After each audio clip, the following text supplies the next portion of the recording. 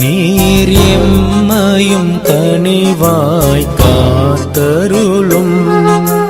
மனிதருள் புனிதா மனமிரங்கும். நீர் எம்மையும் கனிவாய் காத்தருளும். இரக்கத்தை இறைவா பொழிந்தருளும். உயிர்கள் அனைத்தையும் காத்தருளும். இரக்கத்தை இறைவா பொழிந்தருளும். உயிர்கள் அனைத்தையும் காத்தருளும். தந்தை, மகன், தூய ஆவியின் பெயராலே ஆமென். இரக்கத்தின் ஊற்றே இறைவா, உம் திருமகன் இயேசுவின் பாடுகளையும் இறப்பையும் நாங்கள் நினைவு கூறுகின்றோம். அவர் நடந்து சென்ற சிலுவையின் பாதையில் அவரை பின் சென்று நடந்திட நாங்கள் வந்துள்ளோம். இறுதி வரை இயேசுவின் உண்மை சீடராக நாங்கள் வாழ வரமருள வேண்டுமென்று உம்மை இறைஞ்சி மன்றாடுகின்றோம். ஆமேன். இப்போது நாம் செய்த பாவங்களுக்கு மனம் வருந்தியவர்களாக உத்தம மனஸ்தாப ஜெபத்தை சொல்வோம். என் இறைவா, நன்மை நிறைந்தவர் நீர், அனைத்திற்கும் மேலாக அன்புக்கு உரியவர்.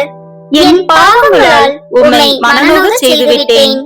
ஆகவே நான் குற்றங்கள் பல செய்தேன் எனவும் நன்மைகள் பல செய்ய தவறினேன் எனவும் மனம் வந்து வருந்துகிறேன்.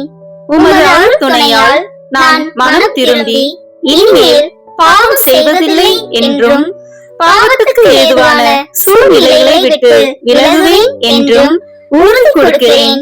எங்கள் மீட்பராம் இயேசு கிறிஸ்துவின் பாடுகளின் பயனாக இறைவா என் மேல் இரக்கமாயிரும். திவ்ய இயேசுவே, எங்களுக்காகவும் உத்திருப்பு நிலை ஆன்மாக்களுக்காகவும் சிலுவை பாதையை தியானிப்பவர்களுக்கு அளிக்கப்படும் பலன்களை அடைய விரும்பி உம் இரக்கத்தை கெஞ்சி மன்றாடுகிறோம். புனித மரியாவே, வியாகுல அன்னையே, இயேசுவின் பாடுகளின் போது அவரோடு நீர் உடனிருந்து அவருடைய பாடுகளில் பங்கேற்றது போல நாங்களும் எங்கள் அயலார் அனுபவிக்கும் துன்பங்களில் அவர்களுடன் இருந்து துணை புரியும் ஆற்றலை பெற உம் திருமைந்தனிடம் எங்களுக்காக வேண்டிக் கொள்ளும். ஆமென். சிலுவை பாதை முன்னுரை. பாதைகள் இல்லாமல் பயணங்கள் சாத்தியமில்லை. பயணப்பட வேண்டுமென்றால் பாதைகள் தேவை. பழைய பாதைகளில் பயணித்துக் கொண்டே இருப்பவர்கள் புதிய பாதைகளையும் புரட்சி பாதைகளையும் உருவாக்கும் உணர்வுகளை உள்வாங்க மாட்டார்கள். முன்னோர்கள் நடந்து தடம் உருவாக்கிய பாதைகளில் முன்னோக்கி நடப்பார்கள். ஆனால் முன்னேற்ற பாதையில் நடக்க மாட்டார்கள். புதிய பாதைகளை உருவாக்கி தடம் பதிக்க மாட்டார்கள். நமது விழிகளை விரித்து விசாலமாக பார்த்தால் வழிகள் பலவற்றை பார்க்க முடியும். ஒவ்வொரு பாதையும் ஒவ்வொரு விதம். சில பாதைகள் நம்மை பேதமைக்கு இட்டு செல்கின்றன.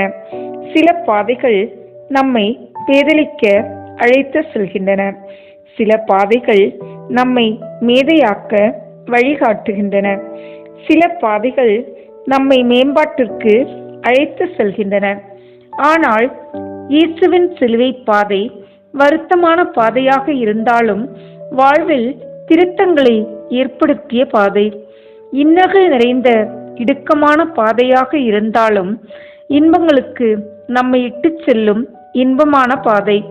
துன்பங்கள் நிறைந்த துயர்மிக்க பாதையாக இருந்தாலும் வாழ்வின் உச்சங்களை தொட நம்மை அழைத்து செல்லும் பாதை. இயேசுவின் சிலுவை பாதை புரட்சியை உருவாக்கிய புதிய பாதை. புத்துலகை படைத்த புதிய பாதை. அநியாயங்களை புரட்டி போட்ட புரட்சி பாதை. வாருங்கள், அவரது பாதையில் பயணிப்போம். இங்கு காயங்கள் இருக்கும் நேயங்களை காண, இங்கு வலிகள் இருக்கும் வலிமையை பெற்றுக்கொள்ள, இங்கு வேதனைகள் இருக்கும் சாதனைகள் படைக்க, இங்கு சோதனைகள் இருக்கும் வேதங்கள் படைக்க, இங்கு சவால்கள் இருக்கும் சரித்திரம் படைக்க, இங்கு வருத்தங்கள் இருக்கும் புதிய வரலாறு படைக்க. வாருங்கள், இப்பாதையில் பயணிப்போம், புதிய வரலாறு படைக்க. முதல் நிலை, இயேசு தீர்ப்பிடப்படுகிறார். திவ்ய இயேசுவே, உம்மை ஆராதித்து வணங்கி உமக்கு நன்றி அறிந்த தோத்திரம் செய்கிறோம். அதேனென்றால் உமது பாரமான திருச்சிலுவையாலே உலகை மீட்டீரே.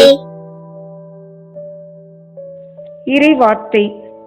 அவர்கள் ஒருவர் மேல் பொய்க்குற்றம் சாட்டி நீதிமன்றத்தில் தீர்ப்பு வழங்குவோரை இடர செய்கின்றார். பொய் புனைந்து நேர்மையாளரின் வழக்கை புரட்டுகின்றார். எசாயா 29:21. சிந்தனை.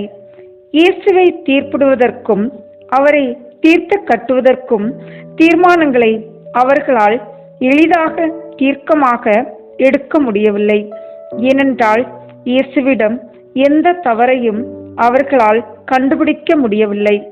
எனவேதான் அவர் செய்த பணிகளில் பாரபட்சம் இருப்பதாக பறைசாற்றினார்கள். அவர் புரிந்த புதுமைகள் வல்லமையால் விளைந்தது என்பதை ஏற்க மறுத்தார்கள். அவரது ஆக்க சிந்தனைகளுக்கு ஊக்கம் கொடுக்காமல் உதாசீனப்படுத்தினார்கள். அவருடைய அற்புத வல்லமையை கண்டு அற்பமாக எள்ளி நகையாடினார்கள். இவைகளை எல்லாம் கண்டுகொள்ளாமல் கண்களுக்கு முன்னால் இறையாட்சி லட்சியத்தை வைத்துக்கொண்டு பயணித்தார் இயேசு. ஆனால் இப்போது அவர்களால் அவரை விட்டு வைக்க முடியவில்லை. முடித்துவிட வேண்டுமென்ற முடிவுக்கு வந்துவிட்டார்கள். எனவேதான் குறுகிய எண்ணங்களால் குறித்த காலத்தில் குறிவைத்து குற்றம் சாட்டி அவரை தீர்ப்பிடுகிறார்கள். பொய் குற்றங்கள் நீடித்த தண்டனையை வாங்கி கொடுத்தாலும் நீதிமன்றத்தில் தீர்ப்பு வழங்குவோரை இடரச் செய்து இடைஞ்சல்களை உருவாக்கினாலும் அது நீடித்து நிலைத்து நிற்பதே இல்லை. நிர்பந்தப்படுத்தி நிந்தனை செய்து நிரபராதிகளை தீர்ப்பிடும் போது இயேசு தீர்ப்பிடப்படுகிறார். பிறரை தீர்ப்பிடுவதில் பண்டித்துவம் பெற்ற பண்டிதர்கள் நாம். பண்பட்ட மனிதர்கள் மற்றவர்களை எளிதில் தீர்ப்பிட்டு தீர்த்து கட்ட மாட்டார்கள். அப்படிப்பட்ட தீர்மானங்களை நிறைவேற்றும் கூட்டத்தை நிராகரித்து விடுவார்கள். இயேசுவின் மீது போடப்பட்ட தீர்ப்பில் நீதி இல்லை, அநீதி இருந்தது. நேயம் இல்லை, காயம் இருந்தது. உண்மை இல்லை, பொய்மை இருந்தது. நியாயம் இல்லை, அநியாயம் இருந்தது. விசாரிக்காமல் போடப்பட்ட விந்தையான தீர்ப்பு மந்தைகளை பேணி காத்தவர் மீது போடப்பட்ட விசித்திரமான தீர்ப்பு. என் அருமை நண்பர்களே, கோபம் கொந்தளிக்கிறதா? எண்ணம் எரிகிறதா? ஆத்திரம் அணை கட்டுகிறதா? ஆவேசம் அரவணைக்கிறதா? நாம் எத்தனை நல்ல மனிதர்களை தீர்ப்பிட்டு தீர்த்து கட்டியிருக்கிறோம். தினம் தினம் புரணி பேசி புறந்தள்ளியிருக்கிறோம். அவர்களின் தீர்ப்பு நம்மை திருப்பி தாக்கும் என்பதை உணர்ந்து திருந்தி வாழ்வோம். தீர்ப்புகளை திருத்தி எழுதுவோம். ஜெபம். ஆண்டவரே, நாங்கள் போடும் தீர்ப்புகளால் நிரபராதிகள் பாதிக்கப்படும் நிர்பந்தத்திற்கு உள்ளாகிறார்கள். எங்களை மன்னியும். நாங்கள் நியாயமான தீர்ப்புகளை வழங்கும் நல்ல மனிதர்களாக வாழும் வரம் தாரும். ஆமீன். எங்கள் பேரில் தயவாயிரும் சுவாமி, எங்கள் பேரில் தயவாயிரும். எங்கள் பேரில் தயவாயிரும் சுவாமி, எங்கள் பேரில் தயவாயிரும். மரித்த விசுவாசிகளுடைய ஆத்துமாக்கள் சர்வேஸ்வருடைய இரக்கத்தினால் நித்திய சமாதானத்தில் இளைப்பாற கடவன. ஆமீன். இரண்டாம் நிலை, இயேசுவின் மேல் சிலுவை சுமத்தப்படுகிறது. திவ்ய இயேசுவே, உம்மை ஆராதித்து வணங்கி உமக்கு நன்றி அறிந்த தோத்திரம் செய்கிறோம். அதேனென்றால் உமது பாரமான திருச்சிலுவையாலே உலகை மீட்டீரே. இறைவார்த்தை. சுமத்தற்கரிய பழுவான சுமைகளை கட்டி மக்களின் தோளில் அவர்கள் வைக்கிறார்கள். ஆனால் அவர்கள் தங்கள் விரலால் தொட்டு அசைக்க கூட முன்வர மாட்டார்கள். மத்தேயு 23:4. சிந்தனை: சுமைகள் இல்லாத வாழ்வை நம்மால் கனவு காண முடியாது. அமைதியாக இருக்கும் அடுத்த நொடியே சுமைகள் அழுத்திக் கொண்டு வாழ்வை வதைத்து வளைத்து போட்டு விடுகின்றன. இமைகளை மூடி திறப்பதற்கு முன்னால் இன்னல்கள் இமயம் போல் இணைந்து விடுகின்றன. சுமைகள் வாழ்வின் இரு துருவங்களாக நம்மை துரைத்திக் கொண்டே இருக்கும். சுமைகள் விரக்தி அடைவதற்காக அல்ல, விருத்தி அடைவதற்காக என்பதை மனதில் பதியமிட வேண்டும். சுமைகளை சுமக்க கற்றுக்கொண்டால் வாழ்வே சுகமாக தெரியும். சுமைகள் நம்மை தேடி வருகிற போது ஓடி ஒழியக்கூடாது. நாடி சென்று நலம் விசாரிப்பதோடு தூக்கி சுமக்க கற்றுக்கொள்ள வேண்டும். இயேசுவின் மீது சிலுவை சுமத்தப்படுகிறது. அவர் அதை ஏற்றுக்கொள்கிறார். சுமத்தப்படும் சுமைகளை சுமக்க வேண்டும் என்பது கட்டாயம் அல்ல. கட்டாயத்தின் பேரில் சுமத்தப்படும் சுமைகளுக்கு அழுத்தம் அதிகம். அதை கூட தழுவிக் கொள்கிறார் இயேசு. நழுவி சென்று விடவில்லை. சுமத்திய சிலுவையை அரவணைத்து ஆரவார தழுவிக் கொள்கிறார். பிறருக்கான சுமைகளை சுமக்கும் போதுதான் வாழ்வின் அர்த்தங்களை புரிய முடியும். வலி அதிகமாக இருந்தாலும் அது வலிக்கே மருந்தாகிவிடும்.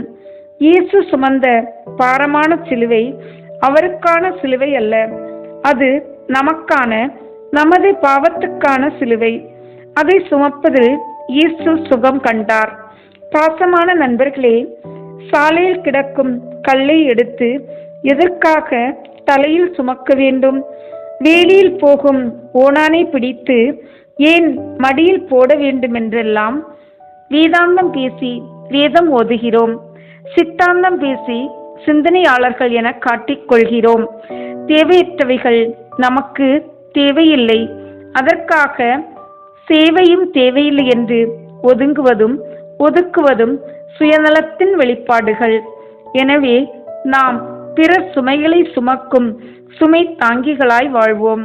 பிறர் சுமைகளை சுமக்க நாம் நம்மை சுமை தாங்கிகளாய் உருமாறுவோம்.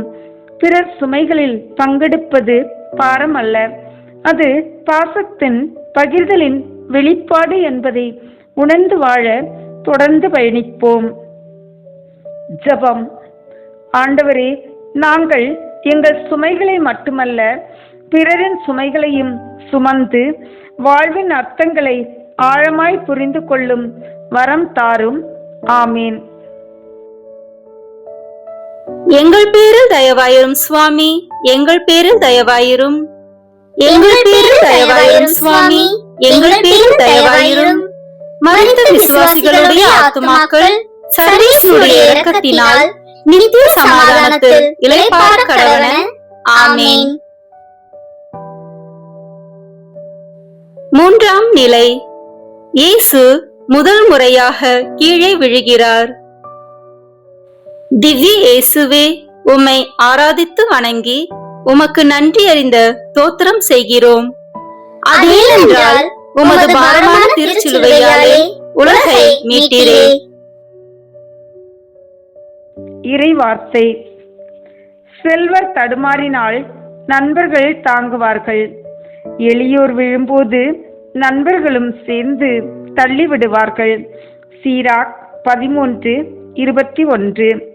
சிந்தனை. இந்த உலகத்தில் விழாத மனிதர்கள் விண்ணை தொட்டதில்லை. விழாத விதைகள் புது வாழ்வை பெற்றதில்லை. லட்சியத்திற்காக விழுந்தவர்கள் விடி வெள்ளியாய் விடிந்திருக்கிறார்கள். லட்சங்களுக்காய் விழுந்தவர்கள் விட்டல் பூச்சியாய் மடிந்திருக்கிறார்கள். இயேசு லட்சிய பாதையில் முதல் முறையாக விழுகிறார். இந்த உலகில் அதிகமாக விழுந்தவர்கள் லட்சியவாதிகளாகத்தான் இருக்க முடியும். எழுந்து எடுத்துக்காட்டாய் நிற்பவர்களும் லட்சியவாதிகள்தான். விழுவதல்ல பெரிது, எதற்காக விழுகிறோம் என்பதுதான் பெரிது. சிற்றின்பங்களில் விழுந்து வாழ்வை சிதைத்து சீரழிப்பது சிறுமைத்தனம். லட்சியங்களுக்காய் விழுந்து லட்சியங்களை அடைவதற்காக எழுபவர்கள்தான் என்றும் வாழ்வோர்களாக வரலாற்றில் இடம் பிடிக்கிறார்கள். புதிய வரலாறையே வரைந்து விடுகிறார்கள்.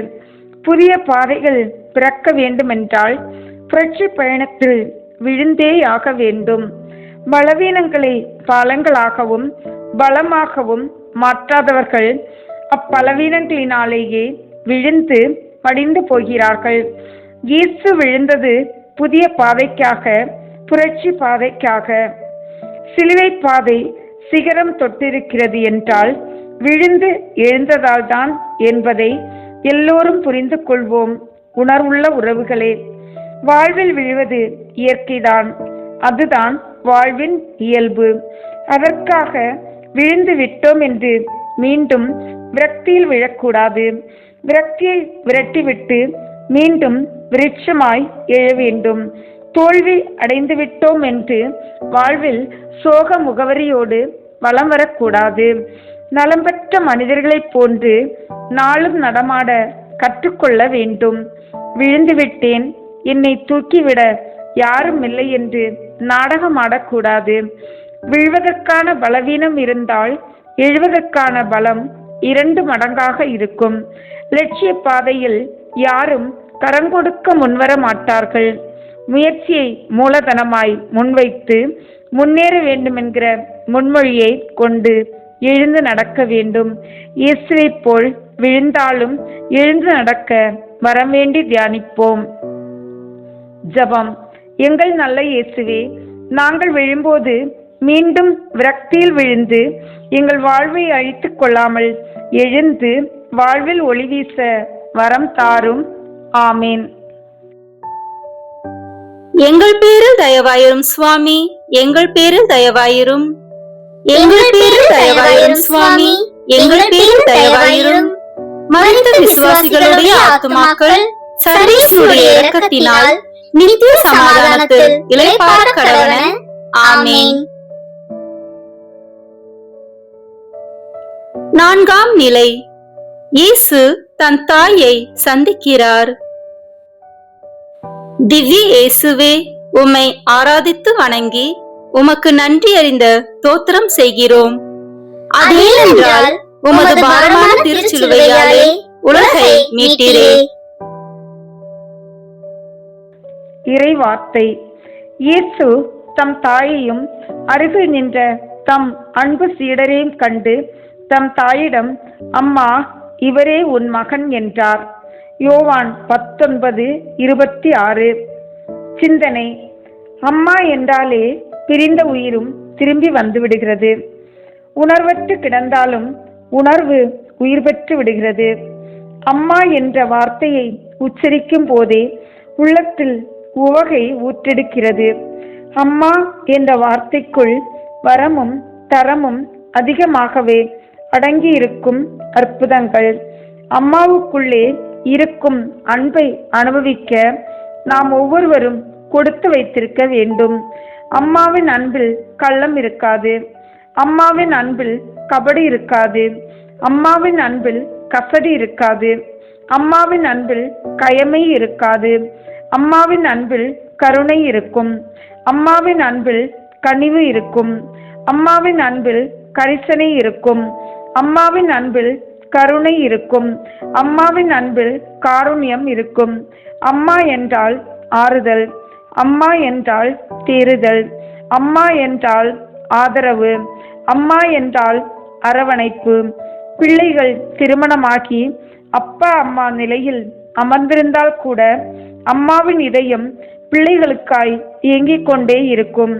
பிள்ளைகளின் முகம் சோர்வோடு அல்லது சோகத்தோடு காணப்பட்டால் முகத்தை தடவி முந்தானையில் முடிந்து வைத்திருக்கும் சில்லறை காசுகளை அள்ளி எடுத்து கொடுக்கும் கொடைவள்ளல் அம்மா.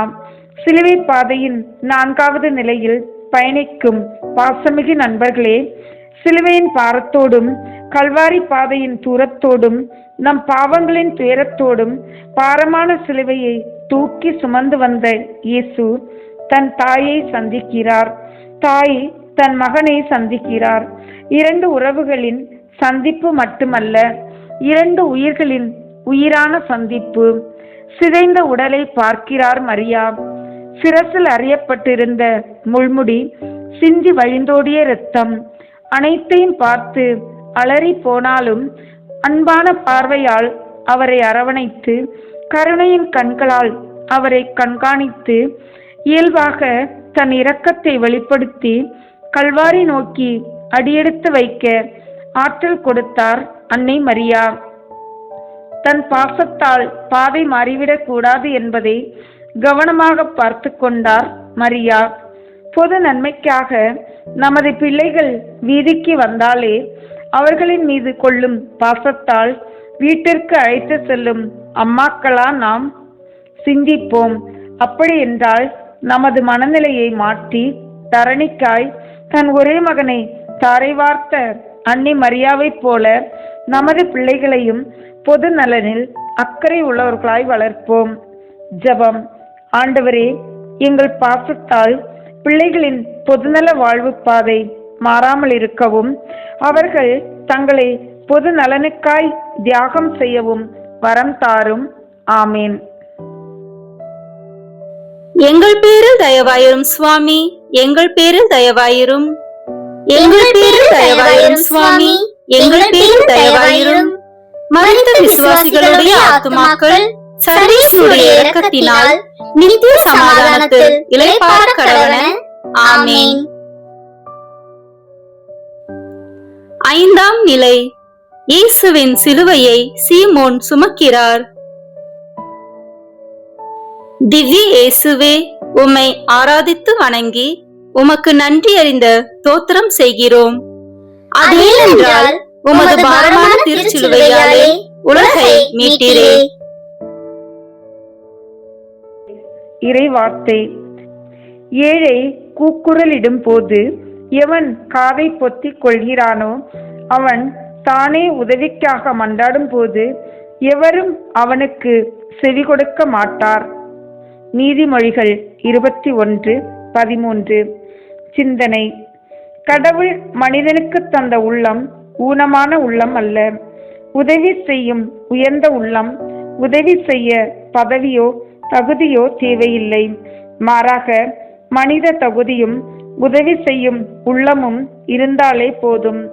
பாரத்தை சுமந்து பரிதவிக்கும் பாமரர்களை பார்த்து அதில் பங்கெடுக்க வேண்டுமென்கிற ஆசையும் ஆர்வமும் ஏற்படவில்லையேல் மனிதர்களாய் வாழ்வதில் பயன் ஏதும் இல்லை. ஏழை கூக்குரலிடும் போது காதை பொத்தியும் கண்களை மூடிக்கொண்டும் செல்பவர்கள் உதவிக்காக மன்றாடினால் கடவுள் கூட அவர்கள் மன்றாட்டுக்களை கேட்க மாட்டார். மட்டுமல்லாது எந்த மனிதனும் அப்படிப்பட்டவர்களுக்கு உதவி செய்ய முன்வர மாட்டார்கள். மனிதர்களாய் பிறந்த ஒவ்வொருவருக்கும் மற்ற மனிதர்களின் உதவி கட்டாயமாக தேவைப்படும். தேட வேண்டிய சூழல் வரும். அப்போதுதான் உறவின் உன்னதத்தையும் உதவியின் முக்கியத்துவத்தையும் நாம் உணர்ந்து கொள்ள முடியும். நமது கரங்கள் சிரமங்களை கொடுப்பதற்காக அல்ல, மற்றவர்களின் சிரமங்களில் கரம் கொடுத்து சிகரம் தொட வைப்பதற்காக. கரங்கள் கடவுள் கொடுத்த வரங்கள். சிறகுடிந்த பறவைகளுக்கு நமது கரங்கள் சிறகாக வேண்டும். வாழ்விழந்த வறியவர்களுக்கு நமது கரங்கள் வாழ்வளிக்கும் வரங்களாய் மாற வேண்டும். வஞ்சிக்கப்பட்ட மனிதர்களுக்கு நமது கரங்கள் மஞ்சமாய் தஞ்சமாய் மாற வேண்டும். எனவேதான் அன்னை தெரசா, ஒரு கரம் நீட்டி நீ உதவி செய், இரு கரமும் உன்னை கடவுளாய் வணங்கும் என்று சொன்னார்கள். பாரமான சிலுவையை சுமந்து சோர்ந்து சோகமாக காணப்பட்ட இயேசுவுக்கு உதவிக்கரம் தேவைப்பட்டது. ஆளுநர்களின் சூழ்ச்சிகள் முடிவுக்கு வந்துவிடக் கூடாது என்பதற்காக வயலிலிருந்து வந்து கொண்டிருந்த சீமோனை பிடித்து சிலுவையை சுமக்க செய்கிறார்கள். சீமோன் இயேசுவின் சிலுவையில் பங்கெடுக்கிறார். என் அருமை நட்புகளே, நமது கரங்களின் சிறப்பை எப்போதாவது உணர்ந்தது உண்டா? சீமோனை போல் உதவி செய்யும் உள்ளம் நம்மிடம் இருக்கிறதா? சிந்திப்போம், உதவி செய்யும் உள்ளம் வளர்ப்போம். ஜெபம். உதவிகளின் உறைவிடமே இறைவா, உதவி செய்யும் நல் உள்ளத்தை எங்களுக்கு தாரும். உதவி செய்ய வாய்ப்பிருந்தும் உதவி செய்யாமல் இருந்த தருணங்களுக்காக எங்களை மன்னியும். தொடர்ந்து உதவி செய்ய வரமருளும். ஆமீன். எங்கள் பேரில் தயவாயிரும் சுவாமி, எங்கள் பேரில் தயவாயிரும். எங்கள் பேரில் தயவாயிரும் சுவாமி, எங்கள் பேரில் தயவாயிரும். மரித்த விசுவாசிகளுடைய ஆத்துமாக்கள் சர்வேசுடைய இரக்கத்தினால் நித்திய சமாதானத்தில் இளைப்பாற கடவன. ஆமீன். ஆறாம் நிலை. இயேசுவின் முகத்தை வெரோனிகா துடைக்கிறார். திவ்ய இயேசுவே, உம்மை ஆராதித்து வணங்கி உமக்கு நன்றி அறிந்த தோத்திரம் செய்கிறோம். அதேனென்றால் உமது பாரமான திருச்சிலுவையாலே உலகை மீட்டீரே. இறைவார்த்தை. நான் உன்னை நீராட்டி உன் மேலிருந்த இரத்தத்தை கழுவி துடைத்து உனக்கு எண்ணெய் பூசினேன். எசாயா 16:9. சிந்தனை. வாழ்க்கை நமக்கானது மட்டுமல்ல, அது பிறருக்கும் பயன்படுத்தப்பட வேண்டியது. நமது கரங்கள் நமக்காக மட்டுமல்ல, அவை பிறருக்காகவும் பயன்படும் போதுதான் கரங்கள் கடவுள் கொடுத்த வரங்கள் என்பதை அனுபவிக்க முடியும். நமது கால்கள் நமக்காக மட்டுமல்ல, அவை மற்றவர்களுக்காகவும் பயன்படும் போதுதான் கால்கள் கடவுள் கொடுத்த அற்புதமான கொடை என்பதை உணர முடியும். நமது தோள்கள் நமக்காக மட்டுமல்ல, அவை பிறர் சாயும் போது, சரிந்து விழும்போதும் தாங்கிக் கொள்ளும் போதுதான் தோள் கூட சிறப்பு பெறுகின்றன. இதயத்தை இறுக்கமாக வைத்திருப்பவர்களால் பிறர் துயரத்தை புரிந்து கொள்ள முடியாது. பிறர் துன்பத்தை பார்த்து துன்பப்படும் மனிதர்களின் கரங்கள் உதவி செய்ய நீளும் போது இறை கரங்களாய் மாறிவிடுகின்றன. நமது கரங்களால் பிறருக்கு உதவி செய்ய வாய்ப்பு கிடைத்தால் நமது கரங்கள் கடவுளின் கரங்களாய் மாறிவிடுகின்றன. இயேசு சிலுவையை சுமந்து கல்வாரி நோக்கி பயணித்த போது வலியால் வலுவிழந்து காணப்பட்டார். துன்பத்தால் பலவீனமாக காணப்பட்டார். வேதனையால் சோர்ந்து காணப்பட்டார். அடிகளால் சோகமாக காணப்பட்டார். இரத்தத்தோடு வியர்வையும் வழிந்தோடியது. முகம் விகாரமாக உருவிழுந்து உருக்குலைந்திருந்தது. வேகத்தோடு அவரால் சிலுவையை சுமந்து கல்வாரி நோக்கி செல்ல முடியவில்லை. அவரது முகவரி இழந்த முகத்தை எத்தனையோ பேர் பார்த்து பரிதவித்து நின்றார்கள். எத்தனையோ மனிதர்கள் வேடிக்கை பார்க்கும் வாடிக்கை மனிதர்களாய் நின்று கொண்டிருந்தார்கள். ஆண்களும் பெண்களும் வறியோர்களும் வலியோர்களும் சுற்றி சூழ்ந்து நின்றார்கள். அதிகாரிகளை பார்த்து பயந்து தங்களை மறைத்து மறைவாக நின்றவர்களும் உண்டு. ஆனால் வெரோனிகா என்கிற பெண்மணி இயேசுவின் அலங்கோலத்தை பார்த்து அழகுபடுத்த துணிச்சலோடு கரங்களில் துணியை எடுத்துக்கொண்டு களமிறங்கினாள். அவள் சுற்றி நின்றவர்களை பார்த்து கொஞ்சமும் பயப்படவில்லை, பாசாங்கு காட்டவும் இல்லை.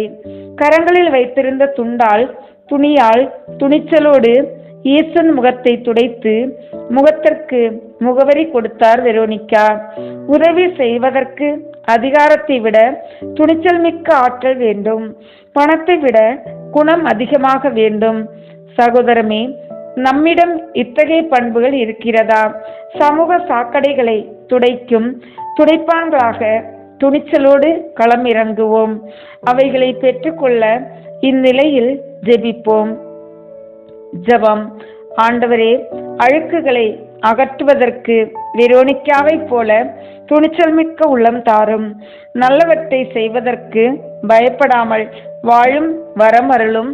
ஆமீன். எங்கள் பேரில் தயவாயிரும் சுவாமி, எங்கள் பேரில் தயவாயிரும். எங்கள் பேரில் தயவாயிரும் சுவாமி, எங்கள் பேரில் தயவாயிரும். மரித்த விசுவாசிகளுடைய ஆத்துமாக்கள் சர்வேசுடைய இரக்கத்தினால் நித்திய சமாதானத்தில் இளைப்பாற கடவன. ஆமீன். ஏழாம் நிலை. இயேசு இரண்டாம் முறை கீழே விழுகிறார்.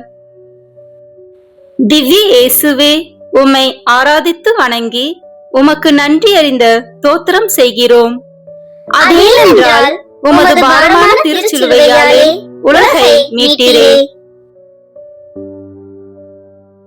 இறைவார்த்தை.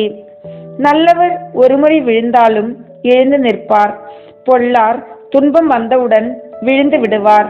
நீதிமொழிகள் 24:16. சிந்தனை.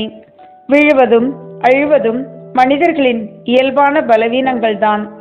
அதற்காக விழுந்து விட்டேன், எழவே மாட்டேன் என்று நினைப்பது மனிதர்களின் அவநம்பிக்கையின் வெளிப்பாடு.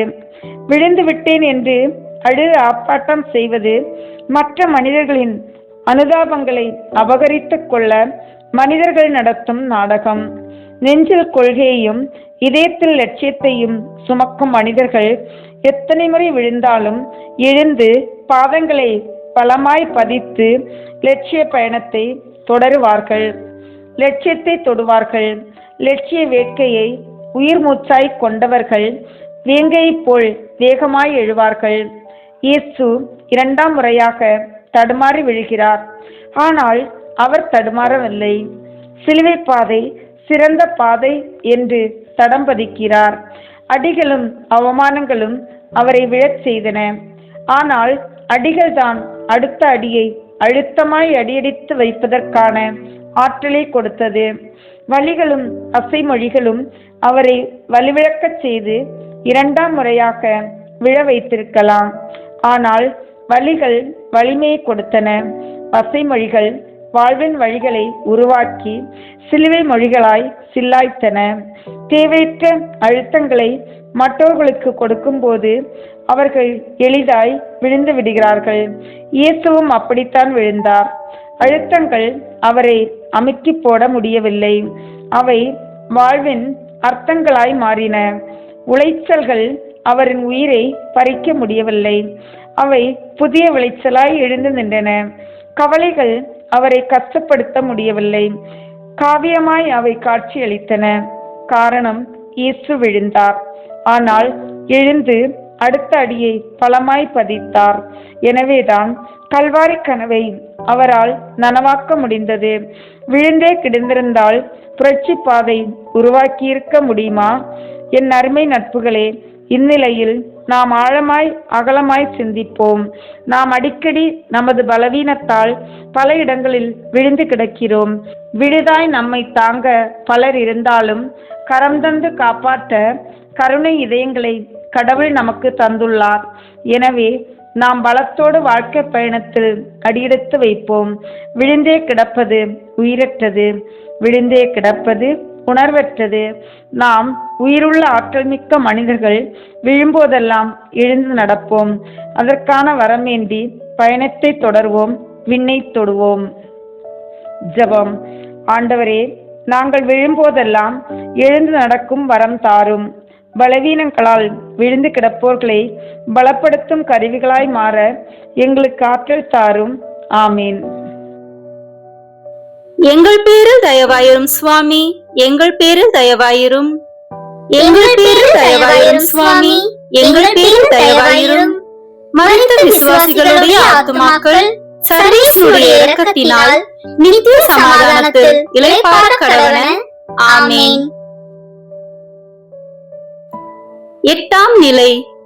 இயேசு எருசலேம் பெண்களுக்கு ஆறுதல் கூறுகிறார். திவ்ய இயேசுவே, உம்மை ஆராதித்து வணங்கி உமக்கு நன்றி அறிந்த தோத்திரம் செய்கிறோம். அதேனென்றால் உமது பாரமான திருச்சிலுவையாலே உலகை மீட்டீரே. இறைவார்த்தை. நானே அவர்களுக்கு வழியை காட்டினேன், தலைவனாய் திகழ்ந்தேன், வீரர் நடுவே வேந்தனை போல் வாழ்ந்தேன், அழுகின்றவர்க்கு ஆறுதல் அளிப்பவன் போல் இருந்தேன். யோபு 29:25. சிந்தனை. துன்பத்தில் துடிக்கும் போதும் கஷ்டத்தில் கலங்கும் போதும் அன்பாக ஆறுதல் சொல்பவர்களை கண்டால் துன்பம் துன்பப்பட்டு போய்விடும், கஷ்டம் காணாமல் கரைந்து விடும். அதே நேரத்தில் துன்பப்படும் ஒருவரை பார்த்து நாமும் துன்பப்பட்டால் துயரத்தின் வேகமும் தாகமும் பல மடங்காய் அதிகரித்துவிடும். கஷ்டப்படுபவர்களை பார்த்து நாமும் கஷ்டப்படும் போது கண்ணீர் துளிகளை தான் கண்கொண்டு பார்க்க முடியும். துன்பப்படும் ஒருவரின் துன்பத்தை துடைக்க வேண்டுமே தவிர அதிகரிக்க கூடாது. கண்ணீர் விடும் ஒருவரின் கண்ணீரை கரங்களால் துடைக்க வேண்டுமே தவிர கண்ணீரை மீண்டும் மீண்டும் வடிக்க கூடாது. இயேசு கல்வாரி பாதையில் கால் தள்ளாட கண்கள் இரண்டும் மயங்க தடுமாறி சென்று கொண்டிருப்பதை கண்ட எருசலேம் பெண்கள் உதவிக்கரம் நீட்டி உதவி செய்யாமல் ஆறுதலையும் ஆதரவையும் அழுகை வழியாக கொடுத்து இயேசுவை அரவணைக்க பார்க்கிறார்கள். கண்ணீர் வழியாக வெளிப்படுத்திய ஆதரவும் ஆறுதலும் இயேசுவுக்கு வெறுப்பையும் வெறுமையையும் ஊட்டியது. எனவே பெண்களை பார்த்து ஆவேசப்படுகிறார். ஆத்திரத்தோடு எனக்காக அழ வேண்டாம், உங்களுக்காகவும் உங்கள் பிள்ளைகளுக்காகவும் அழுங்கள் என கூறினார். அடுத்தவர் துன்பப்படும் போது கருணை கரங்களால் ஈரமான இதயத்தால் அவர்களுக்கு உதவி செய்யும் போது பாரம் பாதியாக குறைந்து விடுகிறது. அடுத்தவர்களை பார்த்து அழும்போது பாரத்தின் விசை அதிகரித்து விடுகிறது. நாம் நமக்காக அழ வேண்டும், நமது பிள்ளைகளுக்காக அழ வேண்டும். அலைபேசியில் அழிந்து போகும் வாழ்வை பார்த்து அழுவோம், ஆண்டவரை தொழுவோம். போதைகளால் பாதை மாறும் பிள்ளைகளுக்காய் அழுவோம், ஆண்டவரை தொழுவோம். அதிவேக இருசக்கர வாகனங்களில் வாழ்வை இழக்கும் பிள்ளைகளுக்காய் அழுவோம். பொறுப்பற்ற பெற்றோராய் நடந்து பிள்ளைகளுக்கு வெறுப்பை கொடுத்த தருணங்களுக்காய் அழுவோம். அழுகையோடு நின்று விடாமல் பிள்ளைகளுக்காய் தொழுவோம். ஜெபம். ஆண்டவரே, நாங்கள் பிறர் துன்பம் கண்டு அழாமல் எங்கள் பலவீனங்களை பாலங்களாய் மாற்றும் வரம் தாரும். எங்கள் பலவீனங்களை பார்த்து அழுதுவிட்டால் செய்யாமல் அவைகளை மாற்றும் வளம் தாரும். ஆமீன். எங்கள் பேரில் தயவாயிரும் சுவாமி, எங்கள் பேரில் தயவாயிரும். எங்கள் பேரில் தயவாயிரும் சுவாமி, எங்கள் பேரில் தயவாயிரும். மரித்த விசுவாசிகளுடைய ஆத்துமாக்கள் சர்வேஸ்வருடைய இரக்கத்தினால் நித்திய சமாதானத்தில் இளைப்பாற கடவன. ஆமீன். 9ஆம் நிலை. இயேசு 3ஆம் முறை கீழே விழுகிறார். திவ்ய இயேசுவே, உம்மை ஆராதித்து வணங்கி உமக்கு நன்றி அறிந்த தோத்திரம் செய்கிறோம். அதேனென்றால் உமது பாரமான திருச்சிலுவையாலே உலகை மீட்டீரே. இறைவார்த்தை.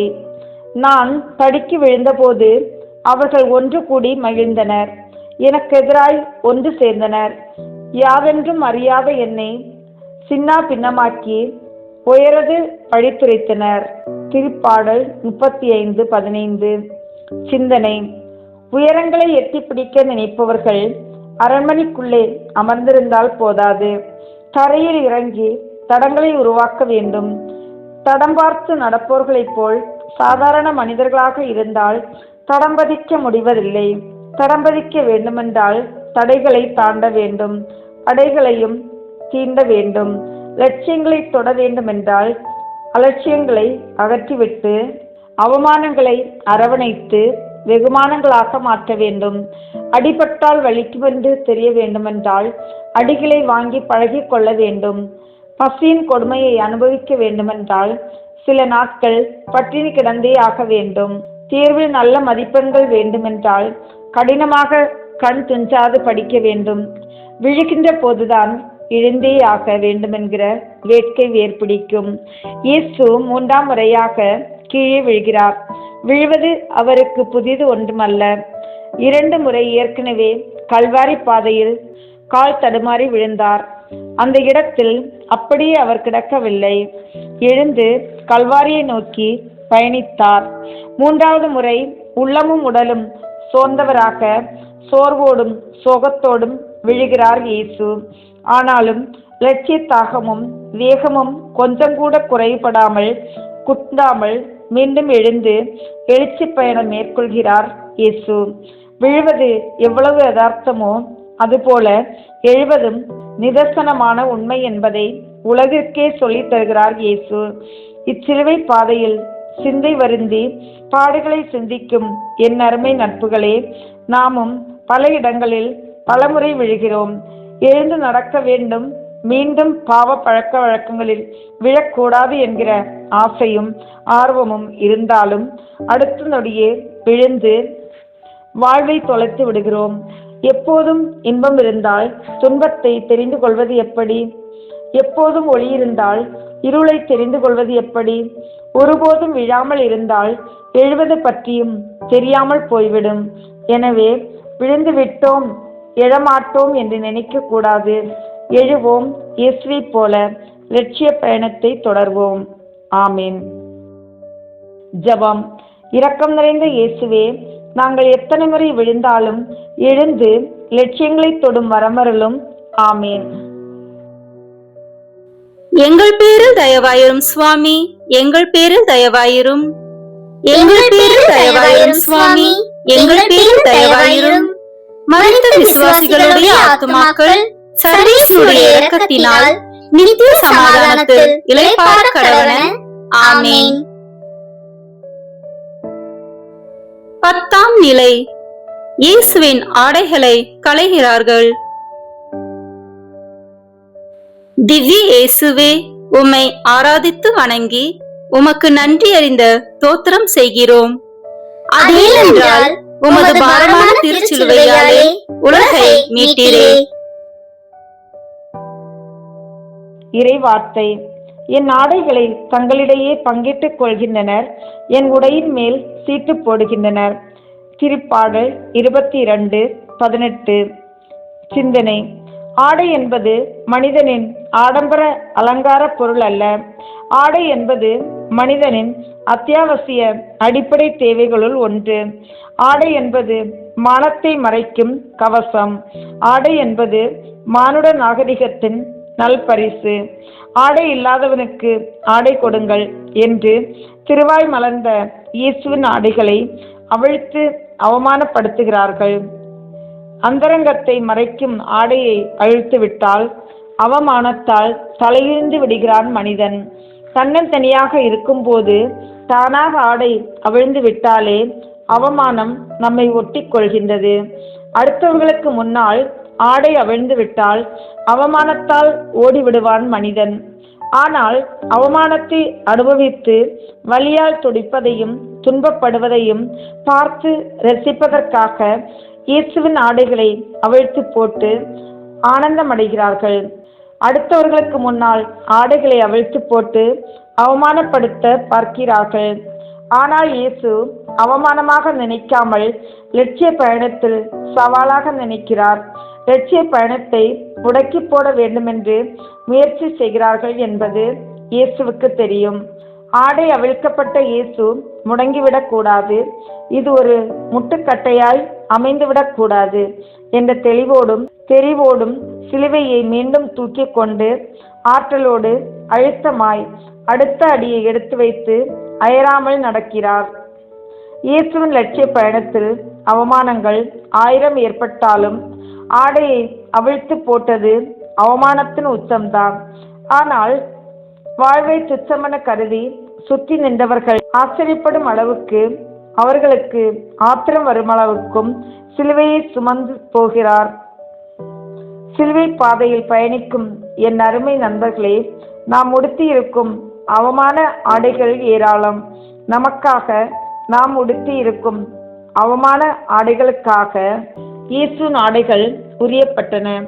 ஆலயங்களுக்கு வரும்போது கூட இன்று அரைகுறை ஆடைகளை அணிந்து இயேசுவை நாம் அவமானப்படுத்தி அவமதிப்பு செய்கிறோம்.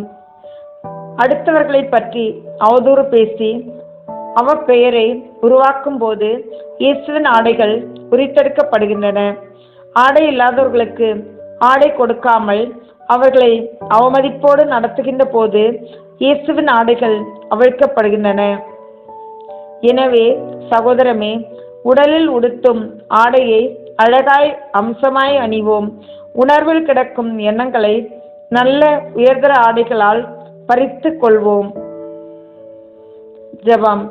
ஆண்டவரே, நாங்கள் ஆடை இல்லாதவர்களுக்கு ஆடையாகவும் அவமானப்படுத்துபவர்களுக்கு ஆதரவாகவும் நடக்க வரம் தாரும்.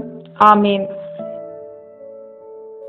எங்கள் பேரில் தயவாயிரும் சுவாமி, எங்கள் பேரில் தயவாயிரும். எங்கள் பேரில் தயவாயிரும் சுவாமி, எங்கள் பேரில் தயவாயிரும். மரித்த விசுவாசிகளுடைய ஆத்துமாக்கள் சர்வேஸ்வருடைய இரக்கத்தினால் நித்திய சமாதானத்தில் இளைப்பாற கடவன. ஆமீன். 11ஆம் நிலை. இயேசு சிலுவையில் அறையப்படுகிறார். திவ்ய இயேசுவே, உம்மை ஆராதித்து வணங்கி உமக்கு நன்றி அறிந்த தோத்திரம் செய்கிறோம். அதேனென்றால் உமது பாரமான திருச்சிலுவையாலே உலகை மீட்டீரே. இறைவார்த்தை யோவான் 19:18. அங்கே அவர்கள் இயேசுவையும் அவரோடு வேறு இருவரையும் சிலுவைகளில் அறைந்தார்கள். அவ்விருவரையும் இரு பக்கங்களிலும் இயேசுவை நடுவிலுமாக அறைந்தார்கள். சிந்தனை: இயேசுவை சிலுவையில் அறைகிறார்கள். ஆத்திரத்தோடும் ஆவேசத்தோடும் அவசரத்தோடும் அவரை சிலுவையில் அறைகிறார்கள். ஆதிக்க மனநிலை கொண்ட அழுக்கு மனிதர்கள்.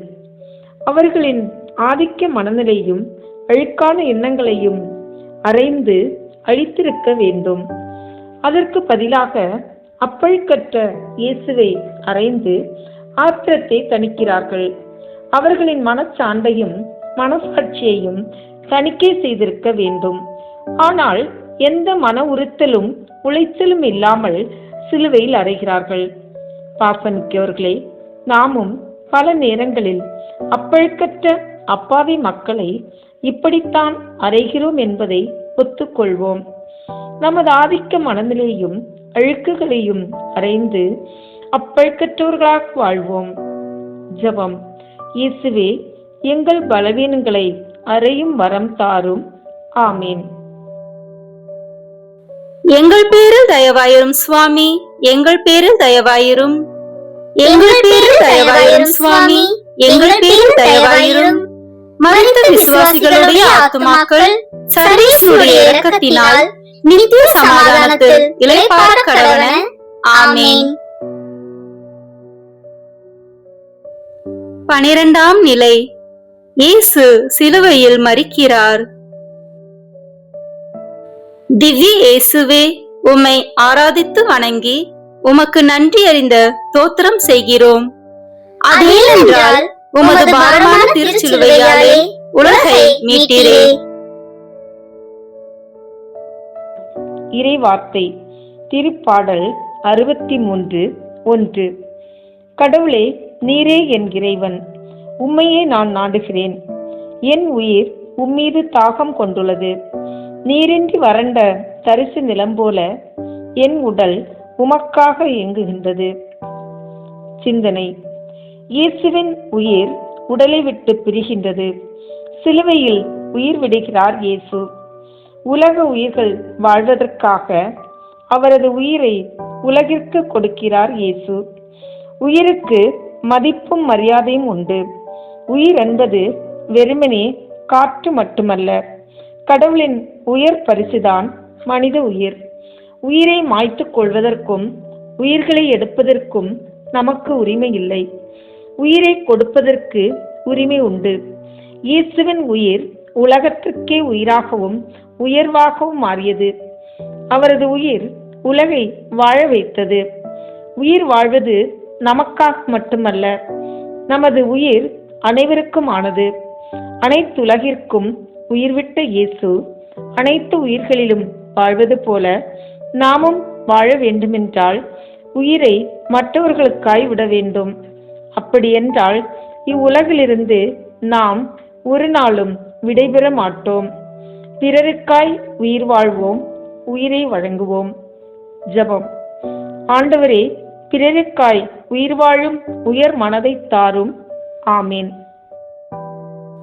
எங்கள் பேரில் தயவாயிரும் சுவாமி, எங்கள் பேரில் தயவாயிரும். எங்கள் பேரில் தயவாயிரும் சுவாமி, எங்கள் பேரில் தயவாயிரும். மரித்த விசுவாசிகளுடைய ஆத்துமாக்கள் சர்வேஸ்வருடைய இரக்கத்தினால் நித்திய சமாதானத்தில் இளைப்பாற கடவன. ஆமீன். 13ஆம் நிலை. இயேசு தன் தாயின் மடியில் கிடத்தப்படுகிறார். திவ்ய இயேசுவே, உம்மை ஆராதித்து வணங்கி உமக்கு நன்றி அறிந்த தோத்திரம் செய்கிறோம். அதேனென்றால் உமது பாரமான திருச்சிலுவையாலே உலகை மீட்டீரே. இறைவார்த்தை எசாயா 66:12. ஆண்டவர் கூறுவது இதுவே: ஆறுபோல் நிறைவாழ்வு பாய்ந்தோட செய்வேன், பெருக்கெடுத்த நீரோடை போல் வேற்றினத்தாரின் செல்வம் விரைந்து வரச் செய்வேன். நீங்கள் பால் பருகுவீர்கள், மார்பில் அணைத்து சுமக்கப்படுவீர்கள், மடியில் வைத்து தாளாட்டப்படுவீர்கள். சிந்தனை: மகனின் துன்பத்தை பார்த்து துயரடைந்த அம்மாவின் மடியில் மலை போன்ற மகனின் உடலை வைத்து அழகு பார்க்கிறார்கள். என்ன உலகம் இது! பழி வாங்குவதற்கும் ஒரு எல்லையும் எல்கையும் உண்டு. எல்லாவற்றையும் தாண்டி பழி வாங்குகிறார்கள். பாருங்கள் சகோதரமே, நம்மை காயப்படுத்திவிட்டார்கள் என்பதற்காக அவர்கள் பிள்ளைகளை பழிவாங்குவது கடவுளை கொலை செய்வதற்கு சமம். யாரையும் பழி வாங்குவதற்கு நமக்கு உரிமை இல்லை. நமது பழிகள் நம்மிலே பாய்ந்து பாதிப்புகளை உருவாக்கும் என்பதை உணர்ந்து பழி வாங்காமல் வாழ்வோம். ஜெபம். இயேசுவே, பிறரை பழிவாங்காமல் வாழும் வரம் தாரும். ஆமீன். எங்கள் பேரில் தயவாயிரும் சுவாமி, எங்கள் பேரில் தயவாயிரும். எங்கள் பேரில் தயவாயிரும் சுவாமி, எங்கள் பேரில் தயவாயிரும். மறைந்த விசுவாசிகளுடைய ஆத்துமாக்கள் சர்வேசுடைய இரக்கத்தினால் நித்திய சமாதானத்தில் இளைப்பாற கடவன. ஆமீன். 14ஆம் நிலை. இயேசு கல்லறையில் அடக்கம் செய்யப்படுகிறார். திவ்ய இயேசுவே, உம்மை ஆராதித்து வணங்கி உமக்கு நன்றி அறிந்த தோத்திரம் செய்கிறோம். அதேனென்றால் உமது பாரமான திருச்சிலுவையாலே உலகை மீட்டீரே. இறைவார்த்தை யோவான் 19:41 மற்றும் 42. அவர் சிலுவையில் அறையப்பட்டிருந்த இடத்தில் ஒரு தோட்டம் இருந்தது. அங்கே புதிய கல்லறை ஒன்று இருந்தது. அதில் அதுவரை யாரும் அடக்கம் செய்யப்படவில்லை. அன்று பாஸ்கா விழாவுக்கு ஆயத்த நாளாய் இருந்ததாலும் இயேசுவை அதில் அடக்கம் செய்தார்கள். சிந்தனை: இயேசுவின் உடலை மாற்றான் கல்லறையில் அடக்கம் செய்கிறார்கள். அகிலத்தையே உள்ளங்கையில் அடக்கிய ஆண்டவரையே அடக்கம் செய்வதற்கு இடமில்லை, சொந்த கல்லறையும் இல்லை. 6 அடி மண்தான் அனைவருக்கும் சொந்தம் என்பது நம் எல்லோருக்கும் தெரியும். தெரிந்தும் ஓயாமல் உழைத்து ஓடாய் தேய்கிறோம். உறவுகளையும் உடன்பிறப்புகளையும் உடன் வாழ்வோரையும் உயிர் கொடுத்தோரையும் உதறி உதாசீனப்படுத்தி ஒதுக்கி ஒதுங்கி சுயநலத்தில் சுருங்கி வாழ்ந்து கொண்டிருக்கிறோம். பாசமான நட்புகளே, உலகத்தில் புதிதாய் பிறக்கும் நோய்களும் நோக்காடுகளும் மனித உயிர்களை காவு வாங்கி கொண்டிருக்கின்றன. சேர்ப்பவையும் சேகரிப்பவையும் நம்மோடு வருவதில்லை. உறவும் அன்பும் மட்டுமே நம்மோடு பயணிப்பவை வருபவை என்பதை உணர்ந்து பகிர்ந்து பங்கிட்டு வாழ்வோம். ஜெபம். ஆண்டவரே, பகிர்ந்து பங்கிட்டு வாழும் வரம் தாரும். ஆமீன். எங்கள் பேரில் தயவாயிரும் சுவாமி, எங்கள் பேரில் தயவாயிரும். எங்கள் பேரில் தயவாயிரும் சுவாமி, எங்கள் பேரில் தயவாயிரும். மறைந்த விசுவாசிகளுடைய ஆத்துமாக்கள் சர்வேசுடைய இரக்கத்தினால் நித்திய சமாதானத்தில் இளைப்பாற கடவன. ஆமீன். நம் திருத்தந்தையின் கருத்துக்களுக்காகவும் நம் குடும்ப கருத்துக்களுக்காகவும் உத்தரப்பு நிலை ஆன்மாக்களுக்காகவும் ஒப்பு கொடுப்போமாக. விண்ணுலகில் இருக்கின்ற எங்கள் தந்தையே, உமது பெயர் தூயது என போற்ற பெறுக. உமது ஆட்சி வருக. உமது திருவுளம் விண்ணுலகில் நிறைவேறுவது போல மண்ணுலகிலும் நிறைவேறுக. எங்கள் அன்றாட உணவை இன்று எங்களுக்கு தாரும். எங்களுக்கு எதிராக குற்றம் செய்வோரை நாங்கள் மன்னிப்பது போல எங்கள் குற்றங்களை மன்னியும்.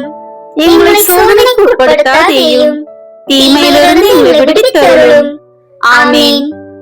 அருள் நிறைந்த மரியே வாழ்க, ஆண்டவர் உம்முடனே, பெண்களுக்குள் ஆசி பெற்றவர் நீரே. உம்முடைய திருவயிற்றின் கனியாகிய இயேசுவும் ஆசி பெற்றவரே.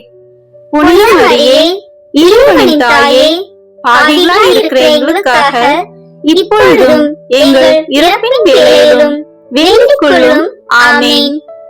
தந்தைக்கும் மகனுக்கும் தூய ஆவியாருக்கும் மாட்சிமை உண்டாகுக. தொடக்கத்தில் இருந்தது போல இப்பொழுதும் எப்பொழுதும் என்றென்றும் இருப்பதாக. ஆமென். இந்த வீடியோ உங்களுக்கு பிடிச்சிருக்குன்னா லைக், ஷேர், கமெண்ட் பண்ணுங்க. மறக்காம சப்ஸ்கிரைப் பட்டன் பிரஸ் பண்ணுங்க. தேங்க்யூ.